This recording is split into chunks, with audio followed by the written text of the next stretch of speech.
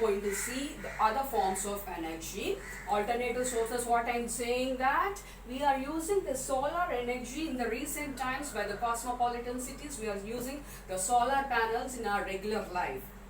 So what is meant by solar energy? Energy produced by the sun. So there is a formula to calculate the solar constant.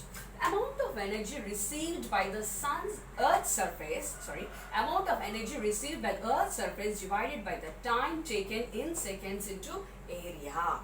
Solar constant is given by the formula E by T into A.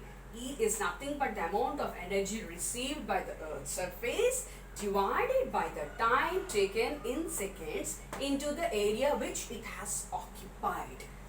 The next one is solar panels. We all have seen what are solar panels. These are nothing but the combination of large number of solar cells.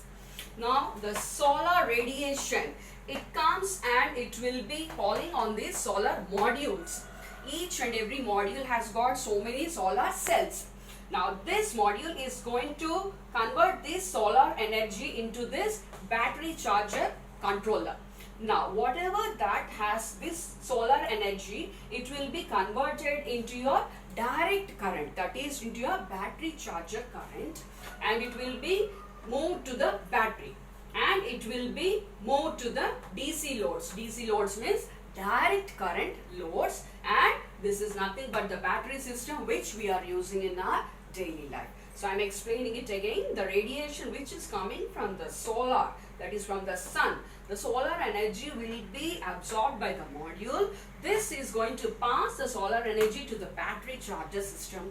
Here it is going to convert it into the direct charge energy. It will be stored in the battery. From battery it will be moved to the DC loads, that is your direct current loads, and it will be used efficiently in our daily life.